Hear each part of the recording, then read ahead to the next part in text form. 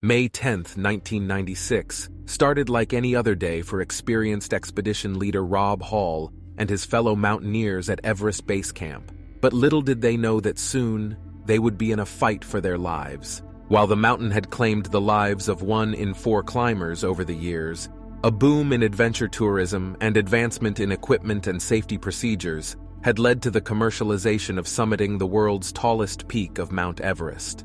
As climbing Everest became easier, everyone had seemingly forgotten. In the end, the mountain chooses who is worthy of surviving it.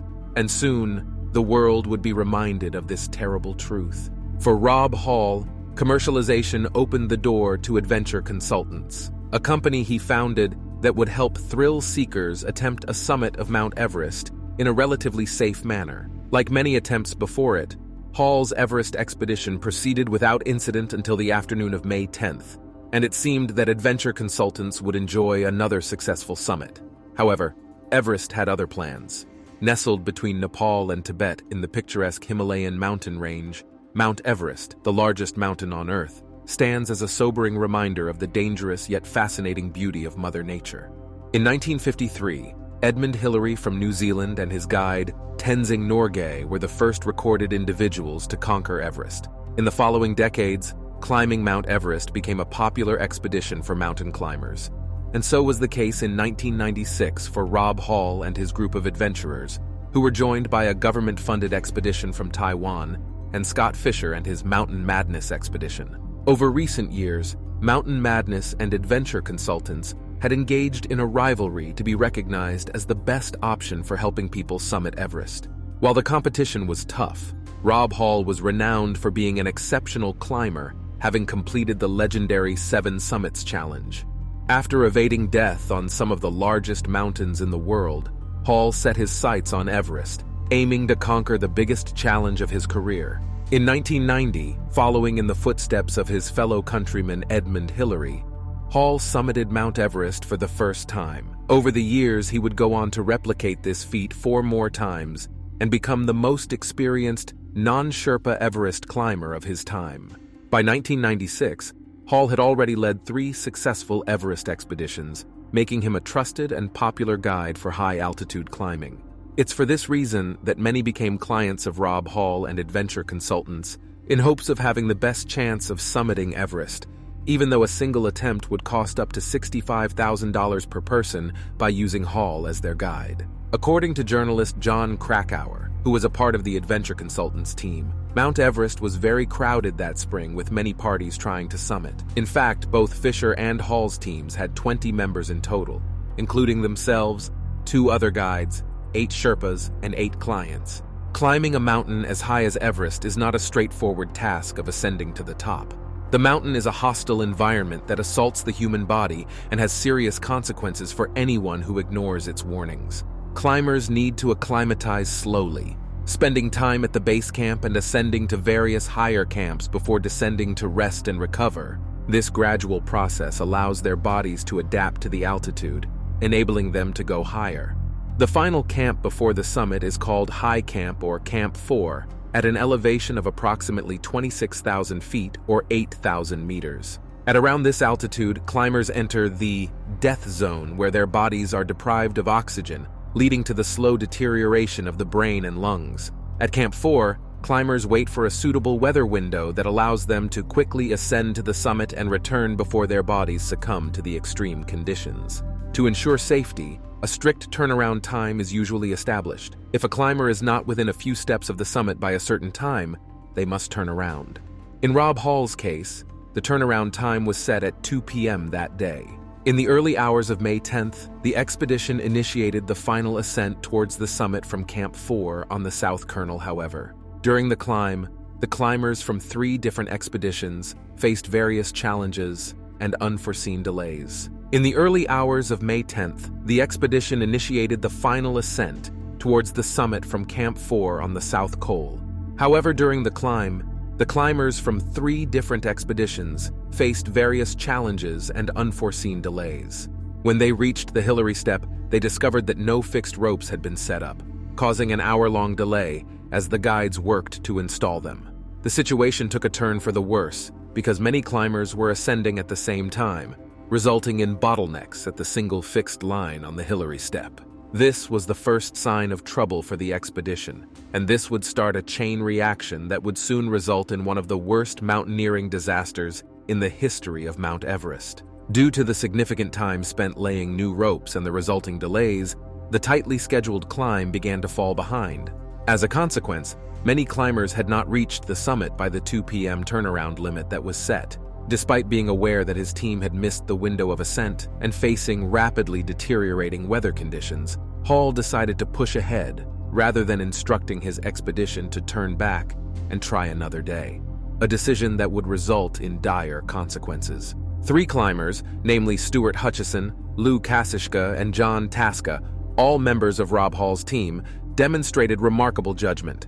They made the difficult choice to turn around when they recognized the potential severity of the situation. They decided to return to Camp 4, giving up their attempt to reach the summit. This wise decision ultimately saved their lives, while others would not be so lucky. At 3 p.m., after having received a few members of the team at the summit, Rob Hall's lead Sherpa, Ang Dorye, and other climbing Sherpas who had been waiting at the summit started their descent. While descending, Ang Dorye encountered Doug Hansen, a member of Hall's team who was struggling to climb above the Hillary step. Dorye instructed Hansen to descend, but Hansen refused to do so. Exactly 1 year before the 1996 incident, Rob Hall had made the decision to turn Doug Hansen around at the South Summit due to time constraints and unfavorable weather conditions. Hansen, who was a mailman by profession, had worked 2 jobs and taken a mortgage out on his house to achieve his dream of summiting Everest. The 2 men had become friends after the failed first attempt, with Hall even giving Hansen a significant discount to return for another try. Influenced by Hall's encouragement and advocacy, and carrying a small flag given to him by some schoolchildren to place at the summit, Hansen returned to Everest in 1996, hell-bent on reaching the top this time around, no matter the consequences. It is speculated that Hall's previous support for Hansen's return might have led him to overlook the importance of adhering to a safe descent timetable that he had set earlier. On the afternoon of May 10th, Scott Fisher and his Mountain Madness team reached the summit at approximately 3:40 p.m. However, Fisher's health was deteriorating rapidly, and he was possibly suffering from high-altitude pulmonary edema, high-altitude cerebral edema, or a combination of both. Around the same time, the Taiwanese team also arrived at the summit. As Scott Fisher's health continued to worsen, he began his descent from the summit at around 3:55 p.m. Scott Fisher would not survive his descent, and his body remains on the mountain to this day. A while later, Hansen finally appeared, but he was moving extremely slowly due to his own declining state. Hall hurried back up about 40 feet to assist Hansen to reach the summit. Both of them spent only a brief moment at the top before turning to start their long journey back to camp. Hall sent his Sherpas down to help the other clients, and he decided to stay behind and assist Hansen in his descent. 100 meters down from the summit, Doug Hansen ran out of supplemental oxygen, as both he and Rob Hall had spent more time on the mountain than originally planned. Hansen had exerted all his strength to reach the summit, leaving nothing in reserve for the descent back to Camp 4. As the situation worsened, a blizzard hit the southwest face of Everest at around 5 p.m., reducing visibility and obliterating the trail back to Camp 4. Shortly after this, Hall radioed for help, reporting that Hansen had lost consciousness but was still alive. Hall stayed with Hansen and attempted to bring him down without supplemental oxygen, even though Hansen was almost helpless at this point. However, when they reached the top of the Hillary step, Hall couldn't manage to get Hansen down the 40-foot vertical drop. Knowing full well that staying on the mountain would mean certain death, Rob Hall, perhaps plagued with the guilt of supporting Hansen's obsession to summit in the first place, refused to leave him behind. In response to the call for help, guide Andy Harris started climbing towards the Hillary step, carrying water and supplemental oxygen with him. In the early morning of May 11th, at 4:43 a.m., Rob Hall radioed base camp and communicated that he had made it to the south summit, indicating that he had survived the night. He mentioned that Andy Harris had reached both him and Doug Hansen, but unfortunately, Hansen, who had been with Hall since the previous afternoon, had passed away. Additionally, Harris was also reported missing. The fate of Doug Hansen remains uncertain, but it is believed that as Rob Hall and Andy Harris attempted to guide him down the mountain, He might have lost his footing and fallen 7,000 feet to his death. Hansen's ice axe was later discovered jammed into the ridge above the sheer face, suggesting the point from which he potentially fell. Though Doug Hansen achieved his dream of climbing Mount Everest, it tragically cost him his life. Regarding Andy Harris, it is even more challenging to determine what happened. He was with Hall at the South Summit on the night of May 10th. His ice axe and jacket were found nearby, implying that he might have experienced hypoxia, a condition resulting from prolonged oxygen deprivation to the brain. This could have led to disorientation and dementia, causing him to believe he was overheating. As a result, he may have removed his jacket, ultimately losing his balance and falling to his death. Around 9:30 a.m. on May 11th, two Sherpas from Adventure Consultants set out from the South Col towards the South Summit with hot tea and extra oxygen canisters, intending to rescue Rob Hall. However, by 3 p.m., they were still about 700 feet below the South Summit, and the extreme winds and sub-zero cold made it impossible for them to go any further. Despite their brave efforts, they had to turn back, and at that point, Hall's chances of survival became very, very slim. Later in the afternoon, Rob Hall communicated with base camp and asked them to call his wife, Jan Arnold, on the satellite phone. During this final conversation, the couple talked about potential names for their unborn child.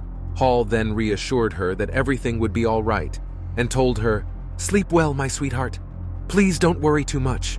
Sadly, Rob Hall passed away shortly thereafter due to exposure to the harsh conditions on the mountain. Subsequent attempts to establish radio contact with him that night and the following day went unanswered, leading to concerns that the mountain had claimed another soul for its own. 12 days later, during the IMAX expedition, climbers David Breeshears and Ed Viesters reached the South Summit on their way to the top. There, they discovered Hall's lifeless body lying on his right side in a shallow ice hollow. Rob Hall's body remains on Everest to this day, with wife Jan Arnold saying that this is where he'd like to have stayed, and she does not want people risking their lives to retrieve his body. Perhaps Hall would also wish that his body serve as a warning sign for the consequences of making risky decisions on an unforgiving mountain, a final act of posthumous service by Hall indeed. After the storm had subsided, the devastating reality emerged that the mountain had claimed the lives of 8 climbers in total on that fateful day. This tragic event marked the highest number of fatalities on Mount Everest within 24 hours ever. Questions remain about the judgment of the team leaders and if the tragedy could have been avoided by better decision-making. So what do you think? Was Rob Hall reckless in his attempt to save face and force a summit in the face of imminent danger? Could this needless loss of life have been avoided? Please let us know in the comments below. Thank you for staying tuned. Please be sure to hit that like button and subscribe for more videos as we continue to unravel some of the worst tragedy stories in history to honor those who lost their lives.